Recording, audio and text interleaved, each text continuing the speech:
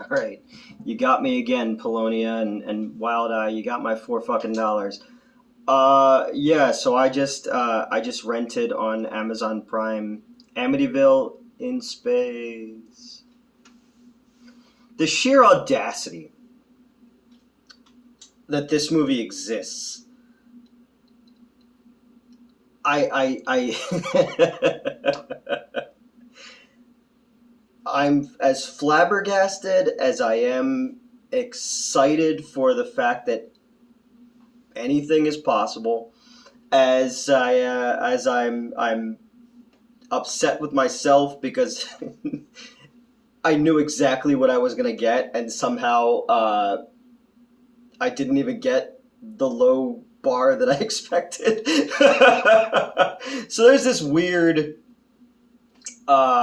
trend over the last, like, I don't know, maybe 10 years of just because Amityville is a fucking name that people know because of the real movies, the Amityville Horror with Thanos' dad, or the remake with Deadpool, and even the second one had like Burt Young from Rocky in it, and I saw his penis once when I was writing. It was then called chlorophobia, which is the medical fear of clowns. Became Die Laughing. The guy Kevin, who was in the Ghost House video, and my old friend Justin, back when I used to write with them, we all did our own version of this script and cobbled it together to meet with actors. And I did this thing which starts out because I'm a big fan of From Dusk Till Dawn. I love movies that start out as one thing and then turn into something else. So I wrote this script called Chlorophobia at the time, and this was like 2003 maybe, and it was before like the zombie craze happened. But I had gotten like super into Fulci when I discovered Fulci in high school and into college and stuff like that. So I wrote this script that was starts out as like Breakfast Club. It's just a straight up kids on Saturday detention that out of nowhere, without any warning, becomes a zombie clown movie set at a short town.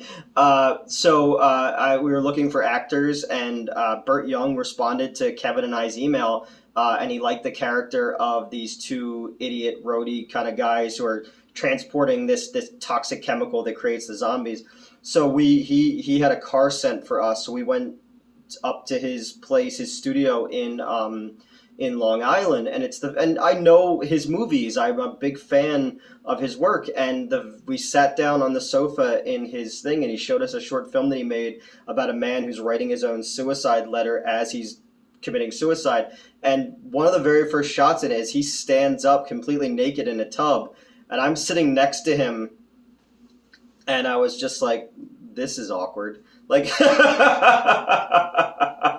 and then he took us like this really cool lobster place. Him and his wife did, and yeah, I think he showed us the short film. Like, he wasn't like he wanted to direct the movie, and he was showing us that he could direct the movie. But like, fucking Paulie's got an Academy Award nomination, and we were two fucking jerk offs from Marlton, New Jersey, trying to impress people to make our dumbass clown movie that never happened. Yeah, he's in Amityville too, and so is Diane Franklin, who I'm a big fan of. She was adorable in the '80s, but like all of a sudden that movie has like an incest plot out of nowhere, and then just becomes The Exorcist. It's funny. My parents met because of the Amityville Horror. Back in the '70s, when Jay Anson wrote his work of fiction, because that whole thing is fucking bullshit. Like, all of it's fucking bullshit. The fucking Warrens are all like, they're hoaxsters and shit like that, con artists. Ronald DeFeo murders his family because he's fucked up on drugs and owes people money, and his dad has mob connections. But the Lutz family has serious money problems. They move into the house, cook up the scheme. Next thing you know, they're off to the fucking races. And Lois Lane is playing the wife in the movie.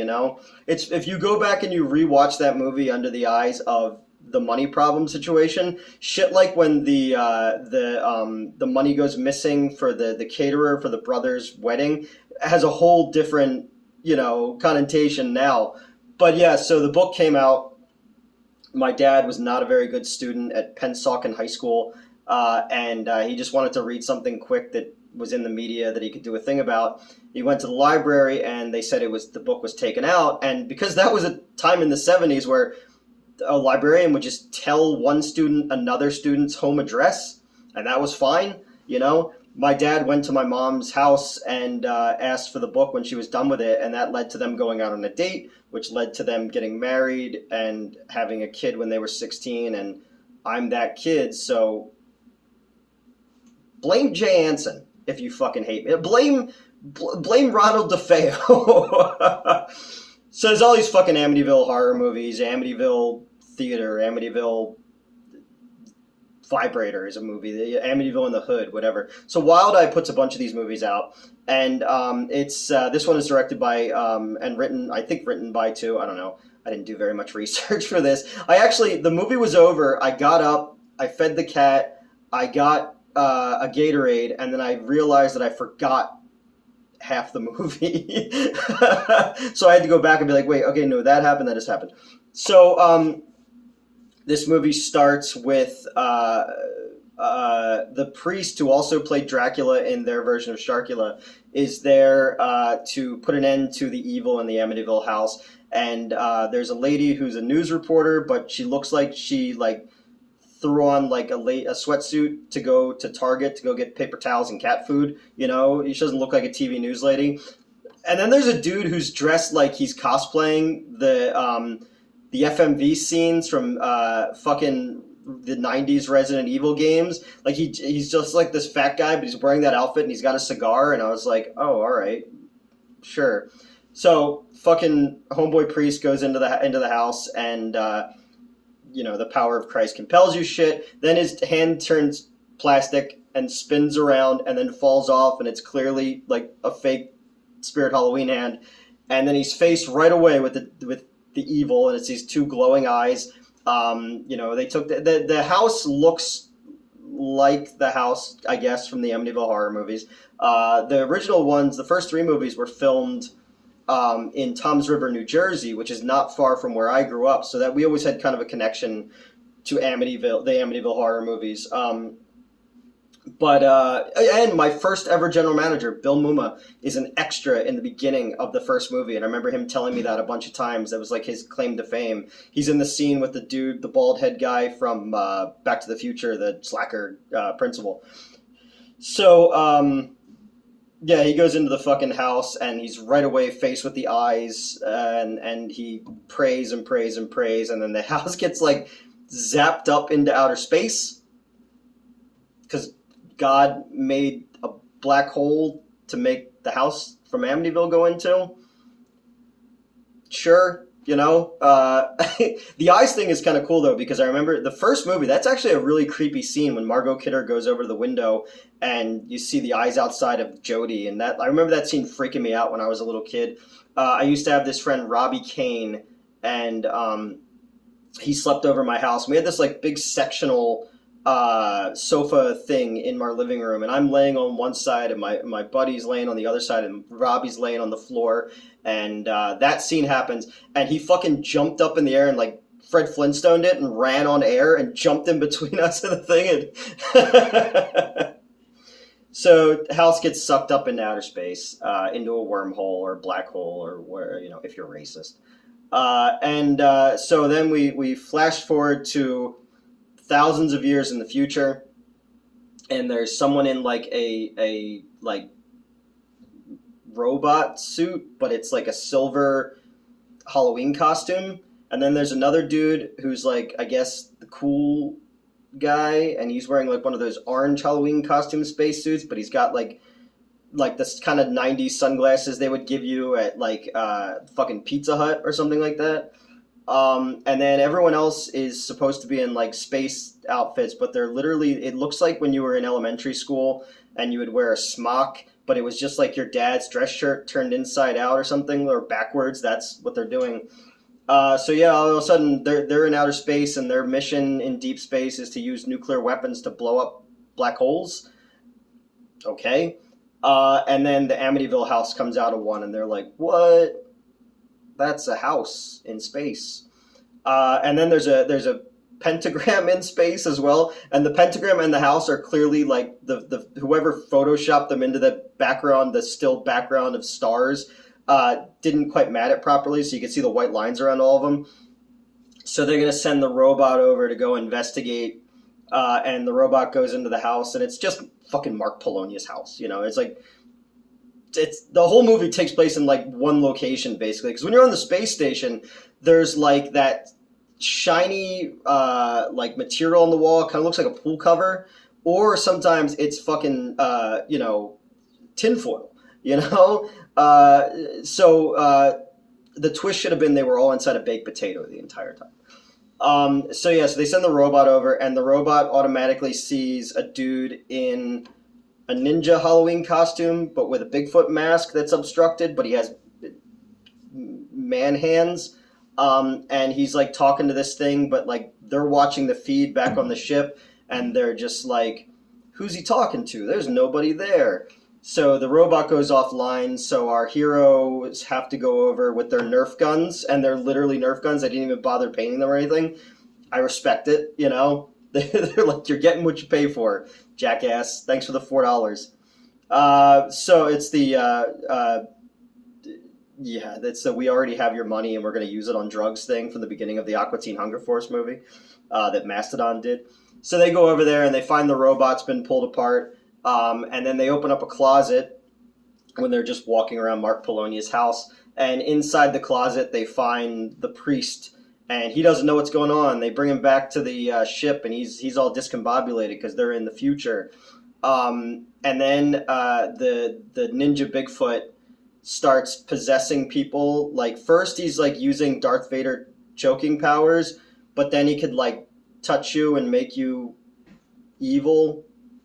And in the future there's no religion, so we exist in the Star Trek reality.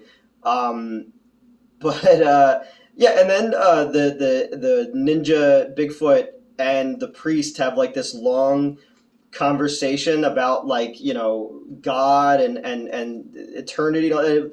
It becomes like the Last Temptation of Christ, but like if I wrote it. So it's a bunch of people in a house, and then whenever they need scenes, and they need them, of the space hallways and shit like that, it's just somebody clearly not touching the floor on green screen, and it's wonderful. They blow up the house in space, and the priest goes to heaven, and that's Amityville in space. Where do you go from here? You've gone because all right, look, I've written 3 Amityville scripts. All right, written Amityville Arcade back in 2016. I wrote Amityville Halloween. Because nobody's used that title yet, and I've already copyrighted it, so go fuck yourself. And back in May, and then in 2019 I wrote Amityville Pool Toy Massacre, and all of them are not like the Amityville thing is not a new thing. So when I see people, it's stealing this idea. That's the whole fucking point, man. That's the point of exploitation movies, is you're taking a title or something that people know, and you're just making a quick fucking dollar off of it. You think that the dudes who made Amityville in space had a fucking burning story to tell? No, fuck you. They wanted you to be walking around in Walmart and see that title and go, oh, I'll watch that. And then when you watch it, you go, again, like I did, got me again, But it's like, so I think once the Amityville thing ends, it should become Sleepy Hollow.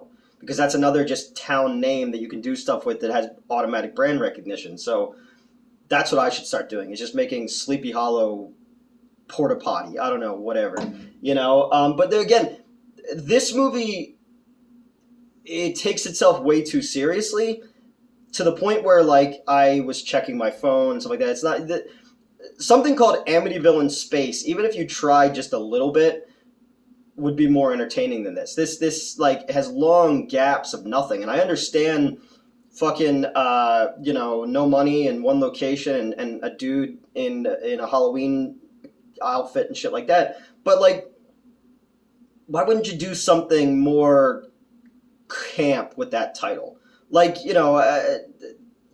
fucking, we're gonna be in the future, okay? Why don't we do that? There's like future, like Mad Max warrior, hunter, predator type guys, and they're hunting the ultimate evils on Earth. So they use their future technology to bring the Amityville house to their planet or whatever, and they prove themselves by fighting through the Amityville house or something like that, you know. Or and you could have like in the future or like it's a holodeck type of thing, you know, like when fucking Moriarty showed up on Star Trek The Next Generation. Like you could still go super cheap but at least have fun with it. And this one, like, you have to have, how much trash are you willing to put up with before you go, all right, we're done here, you know. And you can have the silly, crappy green screen and the silly space shuttle stuff and filming it all in one house, but like, it's just a lot of talking and people in bad Halloween costumes, and I feel like it doesn't do. It's not even enough, because it's not even say like Sharkula. When I watched their version of it, I was like, okay, good. Their version is not like my version. That's all I was caring about. And I like I like Mark Polonia when he does like silly stuff and he knows it's silly and he's leaning into it. You know, especially when like Brett Piper does stop motion animation stuff for him. I think that's really cool. This one was, well, we have this title, and go fuck yourself. You're gonna watch it because it's called that. And they were right. So, yeah, so hopefully this Amityville shit continues and I can make my Amityville movies, because mine are just making fun. All three of mine are satires about people cashing in on tragedy, or the fact that these franchises, the stories are now so far away from where they started that there's not even a like tangential relation. You know, there's no, the mucous membrane is gone. There's nothing there to relate these two things together. Yeah, I don't know. Amityville in space. I upset Wildeye by not putting out that unboxing video, so they're not happy with me. So they probably won't ask me to write Sharkula 2 or Amityville in Space 2. But I have ideas how to make trash, but at least be like entertaining trash, you know, or unless we're like a Marvel situation where it's like, look, you're gonna watch it anyway. Like I said, they're gonna Thor, like, fuck you, you're gonna watch it anyway. Sorry, it's not what you wanted it to be. That's not how this works. We're making the same things over and over again because we know that people are gonna. It's like, you know, like I was saying, it's McDonald's. We know you're gonna come back. Fuck you, you know. And that's kind of what I respect about Mark Polonia, and why I respect schlocky movies like this, or even like stuff that like I'm becoming more and more a fan of Full Moon approach to this exact same kind of concept. You know, because at least their movies, it's, you know, the Evil Bong movies and shit, there's like 8 of them, and they're all the exact same fucking movie, but at least the people making it look like they're having a good time, and that's all you can ask for, you know? So, did we learn anything today? Not to do it again. Have a good one.